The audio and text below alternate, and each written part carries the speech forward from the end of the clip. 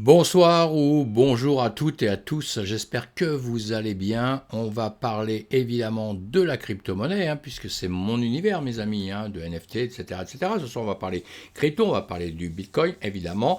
On va faire un petit tour d'actualité, mais très très très rapidement, et voir si ce que matin on a parlé d'un bear market ce matin, évidemment, avec un S&P 500 qui nous fait quand même un peu souffrir. On va voir ce soir de quoi il en ressort, ce qui se passe un petit peu ou pas sur notre marché, C'est un peu compliqué, on sait, on a une situation en ce moment qui est un petit peu tendue. Je comprends que tout le monde est très stressé actuellement. Il faut supporter un petit peu tout ça. Il faut peut-être réussir à être un peu patient. C'est peut-être aussi une période pour se former, se forger tout au moins un caractère dans la crypto-monnaie, dans la finance traditionnelle, parce que beaucoup de jeunes, évidemment, le côté actif des choses, c'est toujours la jeunesse qui fait avancer le monde. Alors ça, j'en suis intimement convaincu. La seule chose, c'est que quand on est jeune, on n'a pas l'expérience, et on peut être très jeune et très fort, même sans expérience, mais je parle surtout de l'expérience du tempérament qui est un peu moins fougueux quand on a vécu, qui est un petit peu moins, un peu plus patient. Je crois que c'est la chose la plus importante quand on parle justement de trading, quand on parle de finance.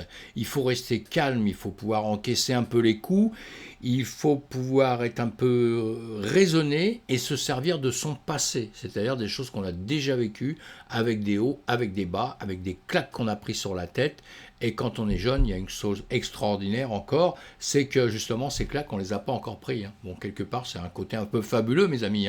Donc, mais voilà, donc tout ça, je dis tout ça un petit peu en plaisantant, mais parce que je vois beaucoup de gens qui sont vraiment dans le stress à mort là, et eh bien il va falloir apprendre tout doucement. Si vous rentrez quand on est jeune et qu'on rentre dans le monde de la finance, il va falloir apprendre justement à être un peu zen sur tout ça, et déjà pas croire toujours ce qu'on dit, déjà première chose, et surtout se renseigner soi-même sur tout ce qu'on veut faire. Voilà, la finance c'est pas un monde de jeu simplement, c'est pas un monde juste de rigolade, c'est un monde très très sérieux, donc un monde qui est difficile mes amis.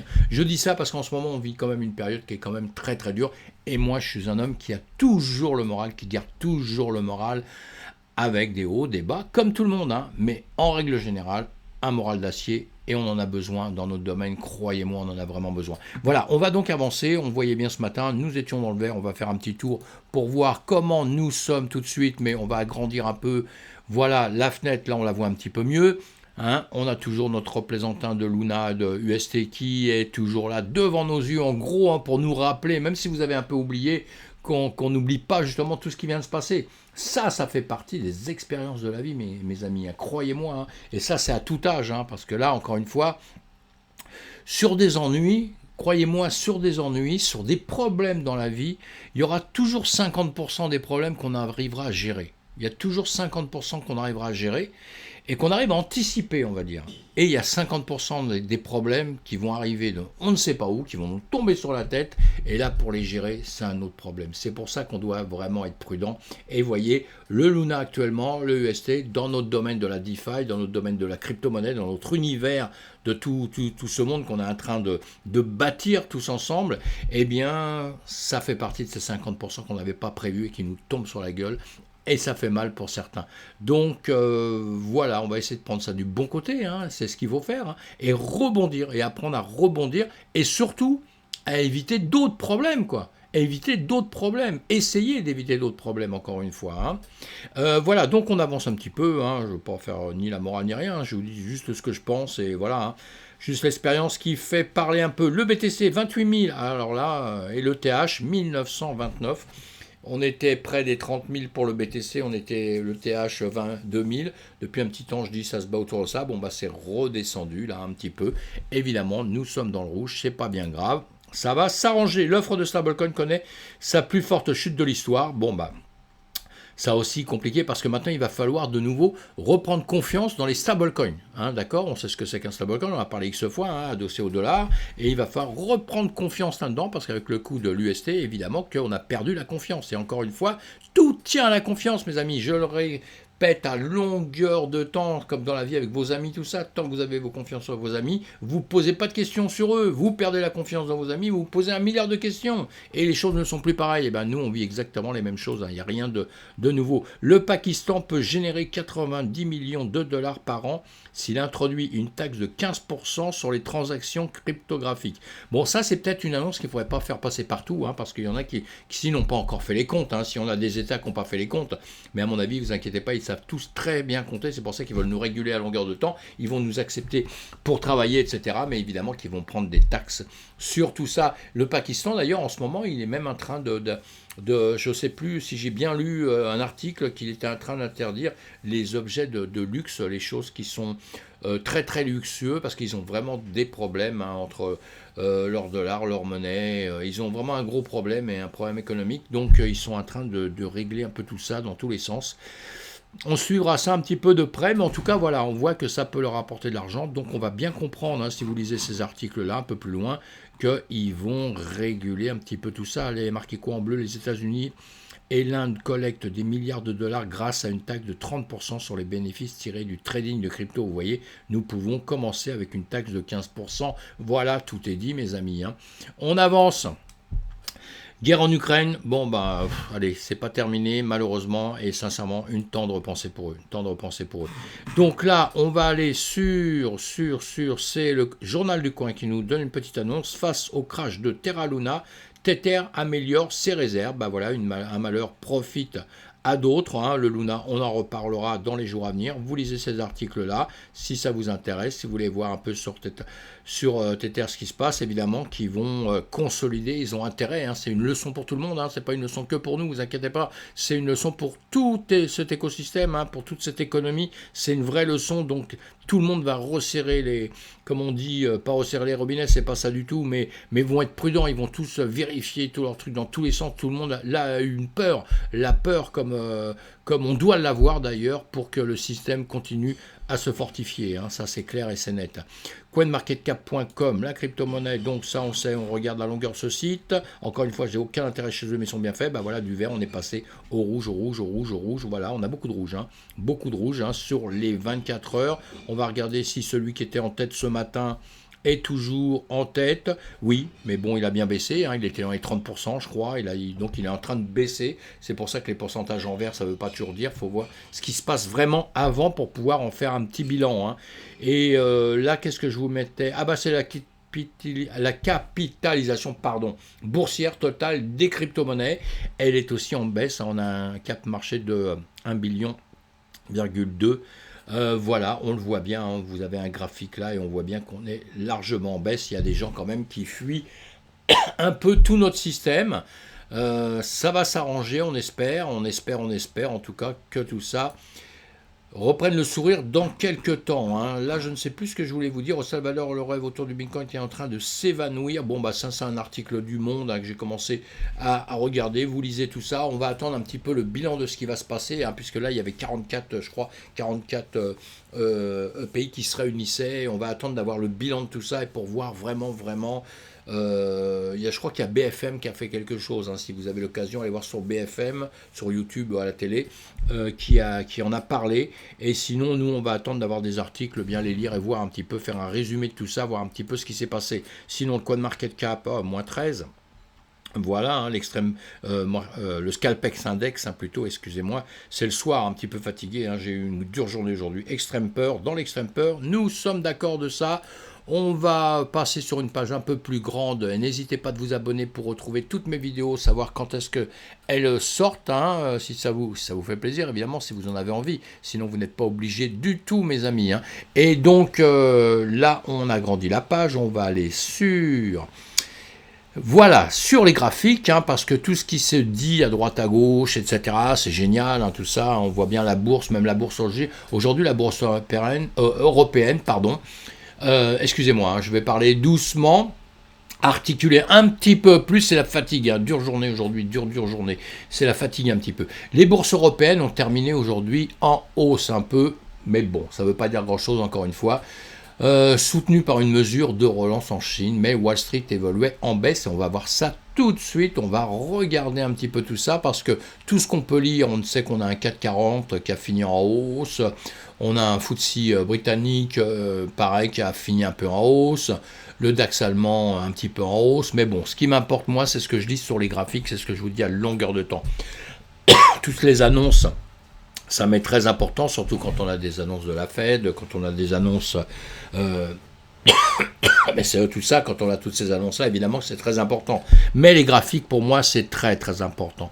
Et là, je vous convie à voir la vidéo que je vous ai dit, que j'ai publiée ce matin, justement, c'est-à-dire la dernière, juste avant celle-ci, parce que, voilà, ce qui arrive là, c'est ce que je vous ai dit ce matin, c'était quasiment évident pour moi. C'est-à-dire qu'on a un BTC, et bien voilà, qui est retombé, nous sommes en 1 heure, là, vous voyez, des grandes bougies, boum, c'est retombé, pourquoi alors là, on est, le BTC, il était, ah oui, je voulais vous faire voir ça en premier, mais je vais vous faire voir ça en premier, parce que j'ai reçu un message comme quoi je disais que c'était vraiment BTC, ETH, qui suivait le même chemin que non, etc., etc., etc., etc. Voilà, et bien voilà, ça c'est encore une fois la preuve, hein, vous avez une preuve flagrante, 1, 2, 3, on a 4 heures de baisse là, on a 1, 2, 3, on a 4 heures de baisse sur le BTC, avec quasiment un même chemin, même si là ça a été un petit peu différent, on a une zone un peu différente, je vous l'ai expliqué, mais résultat des courses, le BTC tombe, celui-ci il tombe. Et autre chose à voir qui est très très important pour nous, hein, l'ETH, j'adore l'ETH, hein, j'adore les autres crypto-monnaies, attention, parce que comme je parle beaucoup du Bitcoin, on croit que je suis un maximaliste Bitcoin, non, pas du tout.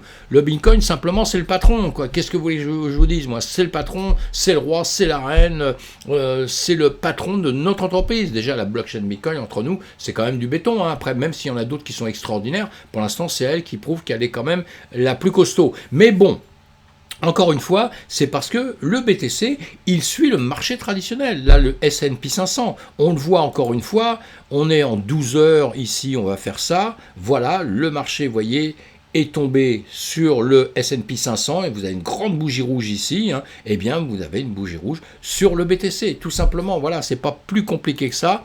Et ce matin même, je vous ai dit, on va l'ouvrir comme ça. Je vous ai dit ce matin, alors peut-être ici j'ai autre chose, ça c'est le Bitcoin, donc on verra après. Voilà, je vous ai dit ce matin sur le S&P 500, on avait fait des maquettes, nous sommes en 12 heures, on va se mettre en 1 heure pour faire plus facile. Nous étions ici, vous voyez, voilà, je fais toujours ça à longueur de temps pour qu'on se retrouve, hein, et comme ça je laisse toujours les dessins, comme ça vous voyez avant. Et ce matin, je vous ai dit, voilà, nous sommes là. On est en train de casser là, si on pouvait monter, bah, tant mieux, je serais le premier à être content, hein. Mais encore une fois, si vous écoutez mes vidéos depuis X temps, je pense qu'on va redescendre encore un peu, et là c'est ce qu'on est en train de faire.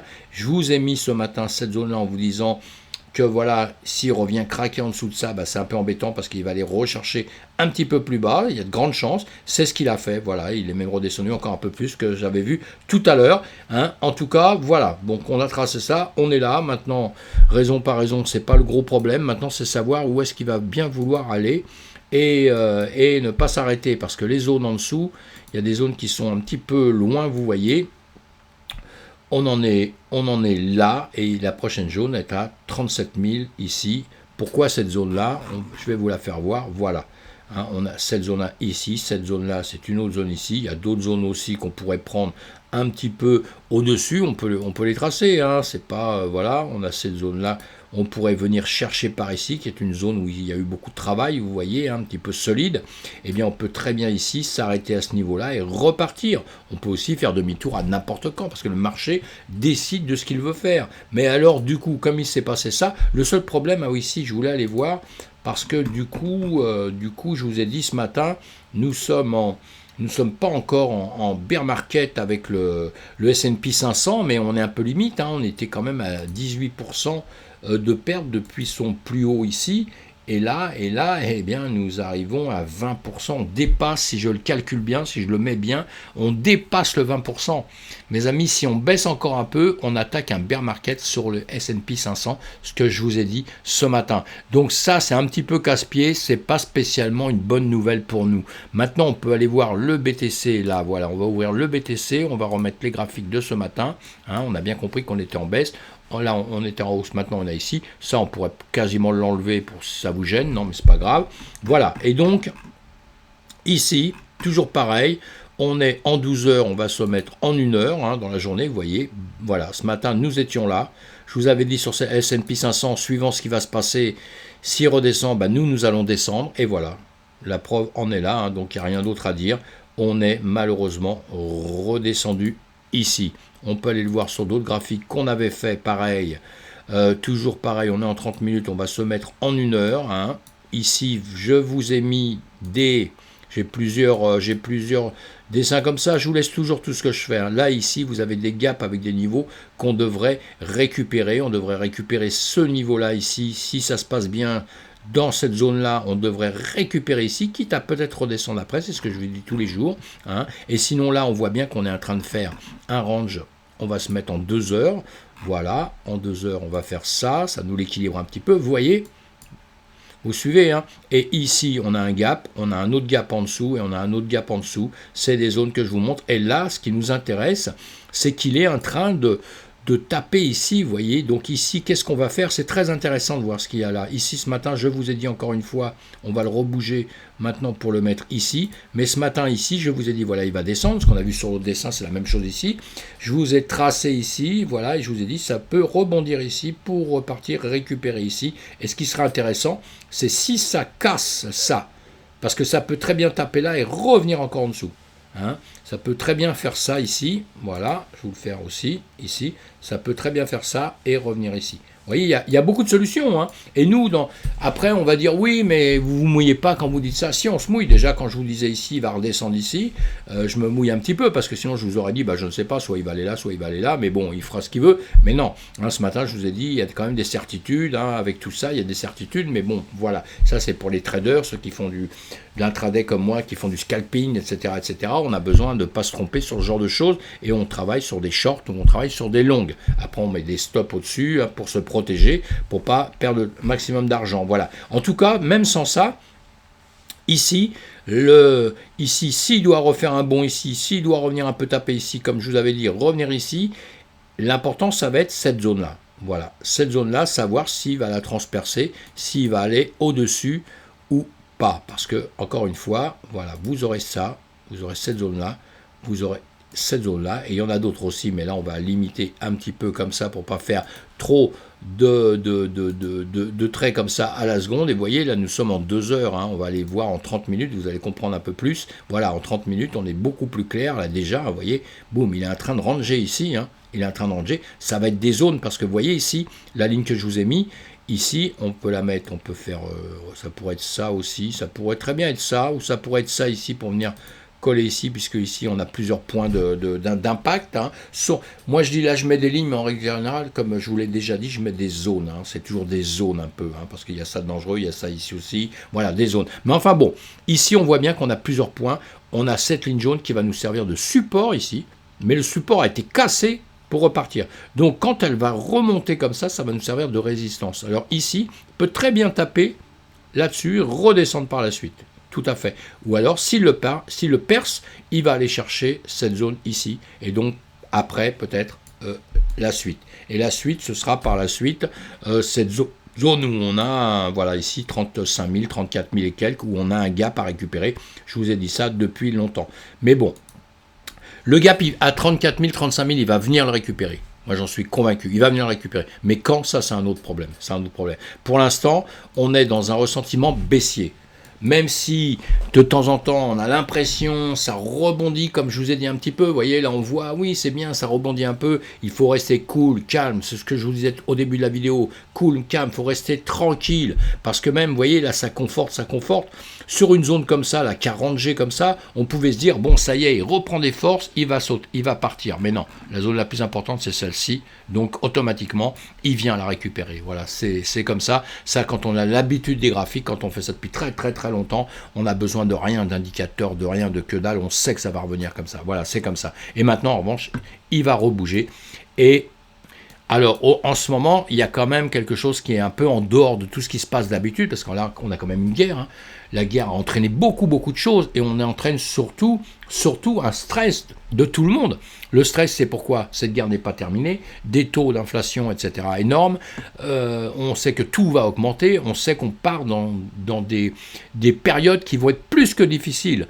Donc, ça va enlever beaucoup d'investisseurs. Beaucoup d'investisseurs vont se dire, moi, mes sous, je les garde, quoi. Même à la caisse d'épargne, à la limite, avec 0,0 ou sans intérêt, mais je les garde, au moins, je ne vais pas les perdre. Vous avez compris? Et comme actuellement, en plus, Nous, dans la crypto, on a perdu pas mal à cause de l'UST, du Luna qui a fait une catastrophe. On a perdu aussi sur plein de cryptos qui sont tombés, mais tout ça à cause des marchés traditionnels qui tombent aussi. Donc nous, on suit tout ça. Mais ça dit aux gens restez tranquille, ne faites rien. Donc ça ne peut pas arranger spécialement le marché tout de suite. Il va nous falloir pour ça des très bonnes nouvelles et pour l'instant on ne les a pas encore. Donc voilà, on a vu ce qui va se passer là.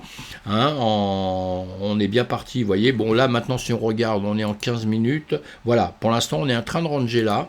Voilà, 5 minutes, vous voyez, ça tomber, ça descend. Là, c'est en train de faire une sorte de petit range en 5 minutes, ce qui est toujours important de voir ça, puisque là, il est en train de réfléchir. Donc maintenant, ce qui va être important sur une zone, sur une zone comme ça, qui va être important, c'est de savoir s'il va le casser par le haut ou s'il va le casser par le bas. C'est ça qui va être quand même très très important pour nous, voilà.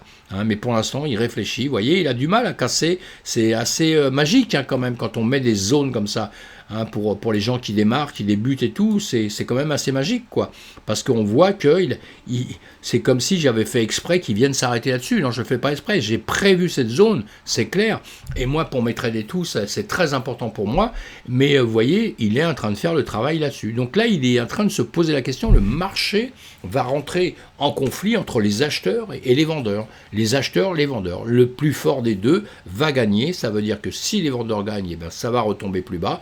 Si ça reprend un peu de confiance et que d'un seul coup, les vendeurs, la plupart des vendeurs se disent « Ouais, non, après tout, maintenant, ça y est, c'est bon, on repart », ça risque de repartir à la hausse. Mais voilà, c'est simplement ça qu'il faut voir, qui va se passer à longueur de temps. Voilà, si on avance un petit peu, tous les marchés, là nous sommes en 1 heure, sur tous les marchés, vous voyez bien que partout, encore une fois, c'est tombé, que aussi partout, il y a une petite bougie verte, puisque là on voit que dans les dernières secondes, ça s'arrangeait sur le BTC. Bon là nous sommes un peu trop loin, mais on va se mettre en minutes. Vous voyez, on a une bougie verte, ou bleue ou verte, qui est en train de remonter là en 30 minutes sur le BTC. Donc automatiquement, comme je vous l'ai dit, ça va se répercuter sur tout le marché. Si on regarde, si on se met en 1 heure partout, là nous sommes en semaine, je les mets tous en 1 heure pour que vous ayez la certitude, que vous compreniez un petit peu le fonctionnement. Après, suivant les cryptos, évidemment que les pourcentages vont être différents, on le voit tous les matins, il y a un travail différent à faire sur les crypto-monnaies au niveau des pourcentages. Maintenant, il y a des choses, tiens, on peut regarder le GMT, le GMT, on peut regarder où est-ce qu'il en est, ce qu'il a fait. On est en 1 heure, on va se mettre en semaine. Voilà, il a continué à descendre. Si on prend celui-ci, on peut en prendre plein d'autres, il y en a plein d'autres. Et là, qu'est-ce qu'on voit? Que sur un Fibo et tout, nous sommes dans des périodes très très basses. On est dans d'autres zones de rechargement. Et des zones de rechargement, vous allez en avoir pour beaucoup de crypto-monnaies. On prend le Monero, qui est connu aussi par beaucoup de gens. On se met en 12 heures. Voilà, ou en semaine, où est-ce qu'on en est? Eh bien, on est dans des zones de rechargement, vous avez compris, parce que il s'est écroulé un peu, comme toute la crypto-monnaie, il n'est pas tout seul, c'est tout notre marché. Alors le seul avantage qu'on peut peut-être se dire en ce moment, qu'on peut avoir en ce moment, c'est de se dire, tiens, on est dans une période où, à la limite, on peut recharger les batteries.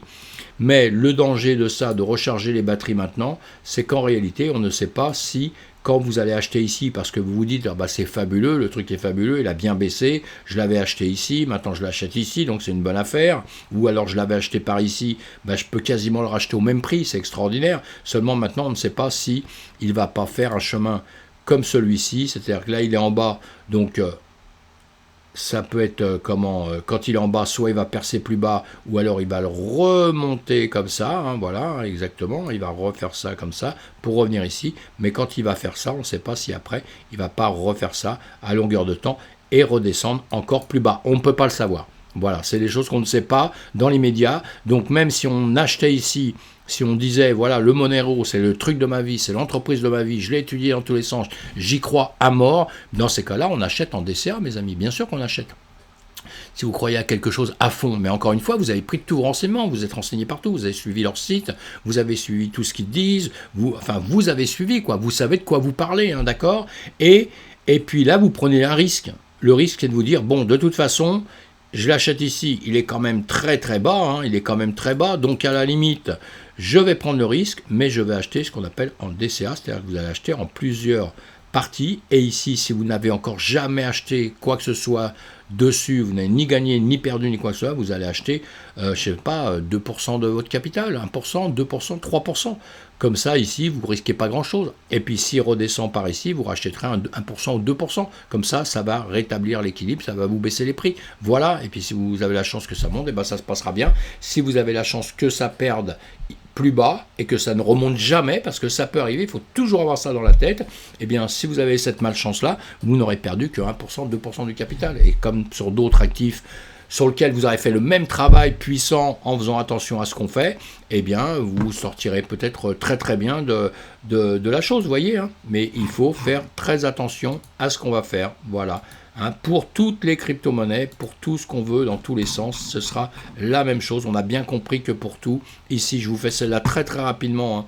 C'est le Decentraland, hein, qui étaient des projets qui étaient apparemment qui étaient pas mauvais. Voilà, vous allez voir quelle rapidité. On peut faire ça aussi, on se met à zéro là, on repart en bas, ici on va tirer le Fibo pour voir un petit peu à quel niveau on en est, même si on le fait très vite, hein, c'est pas un travail extraordinaire parce qu'on va très très vite, mais on est en jour, on voit bien, et là nous sommes descendus quand même de tout là-haut, vous voyez, on avait fait déjà un travail avant, hein, et vous vous rappelez quand on était ici, quand on était à certains moments, je vous avais dit, on viendra récupérer des niveaux ici, vous voyez, il y a X temps de ça, hein. On était comme ça, on se disait, bah, soit on va aller tout droit, soit on va monter, soit on va venir récupérer des niveaux ici. Bah, qu'est-ce qu'on a fait? On est venu ici, on est même encore allé plus bas, vous voyez ce que je vous dis? Donc moi, ici, je me disais, on va récupérer ici, on peut remonter, rebondir. Le marché a décidé de ce qu'il voulait faire, il a dit, Dominique, moi je fais ce que je veux, toi tu penses ci, moi je pense autre chose, et moi je vais appliquer ce qu'il fait, je vais me débrouiller avec. Alors même si j'avais acheté ici en me disant, voilà, il revient ici, il va rebondir, eh bien tant mieux, donc j'achète ici, eh bien comme j'ai acheté ici et qu'un tout petit pourcentage, 1%, 2%, eh bien comme il est redescendu à ce niveau-là, je rachète 1% ou 2%. Et après je laisse tomber, ou alors j'ai acheté ici et maintenant je me dis tant pis, j'attends qu'il remonte parce que je ne veux pas prendre de risque. Et le risque aussi, la manière de faire quand c'est comme ça, parce que vous voyez, là, ici, il est tombé encore plus bas, hein, que cette parallèle qui descendait. Hein. Alors après, ce qu'on peut attendre, c'est d'avoir des signaux qui vont être forts pour vous, pour pouvoir commencer à racheter, avant de savoir qui baisse. Hein. Il va falloir qu'il remonte comme ça un petit peu, et à la limite, à un certain niveau, ça on peut voir sur plein de niveaux différents, on peut attendre déjà qu'il repasse des zones comme ça, où on peut même carrément, si on n'a pas confiance du tout, on peut même aller plus haut, hein, on peut aller récupérer des niveaux beaucoup plus hauts, vous voyez, on peut faire ça, on peut attendre de voir s'il va aller repasser, c'est ça pour acheter. Bon, vous auriez, voilà, parce que là on se dira, si on remonte ici, on aura un niveau ici, on aura un niveau ici, un niveau plus ici, ça veut dire qu'on aura fait des hauts, des bas de plus en plus hauts, ça c'est bon signe, ça veut dire qu'il monte. Hein. S'il continue à faire comme ce qu'il va faire là, ce que je vais vous faire voir, voilà, il a fait ça, il a fait ça, il a fait ça, il a fait ça, et il remonte comme ça, là, c'est bon signe. Donc, même si on ne connaît pas le trading, tout ça, on voit bien qu'il est en train de monter, parce que ça veut dire qu'il sera en train de nous faire une parallèle comme ça, vous voyez, hein, bon, on est en train d'imaginer, hein, on est en train d'imaginer, mais vous voyez, ça veut dire qu'il serait en train de faire un truc comme ça, et ça veut dire que ça monte, voilà. Mais il peut changer d'avis et redescendre aussi. Hein. Donc nous sommes toujours prudents, on essaie de comprendre un petit peu le système, on essaie de voir un petit peu ce qui va se passer, et on réagit par rapport à ça. Voilà mes amis, je ne vais pas vous embêter plus longtemps. Abonnez-vous à ma chaîne si vous en avez envie, comme je vous ai dit, cliquez sur un pouce en l'air, ça me fait toujours plaisir, et puis j'espère qu'on va réussir ensemble à faire une communauté assez forte pour pouvoir faire des lives ensemble et se retrouver sur Twitch pour pouvoir approfondir tout ça, approfondir la crypto, approfondir le trading aussi. Hein. Moi, je suis un scalper, hein. Je fais du trading en très très court terme. Hein. Et évidemment, quand on fait du très court terme, on sait très bien faire le long terme. Ce qui n'est pas évident. Hein. On se fait dans un sens très court terme, on sait très bien faire le long terme. Celui qui fait que du très long terme, souvent, il ne peut ne pas savoir faire le scalping. Hein. Il peut très bien l'avoir appris puis de l'avoir abandonné, évidemment. Hein. Je parle d'apprendre, moi, et de savoir. Hein. Mais l'un et l'autre, c'est facile dans un sens, dans l'autre, c'est un peu plus compliqué. Voilà, merci mes amis, à bientôt. Et puis voilà, j'espère que tout va bien pour vous. On se retrouve demain matin pour une météo en espérant que la nuit sera bonne. Et encore une fois, on reste prudent et on n'oublie pas qu'on fasse quoi que ce soit. On est dans une période baissière. On est passé bearish, oui, il y a quelques temps sur le Bitcoin. Hein, je vous l'ai dit dans les vidéos. Je le croyais bullish, maintenant il est passé bearish. Donc on va voir quand est-ce qu'on va rebondir, parce qu'on va rebondir. Hein, et après la pluie, le beau temps. À bientôt.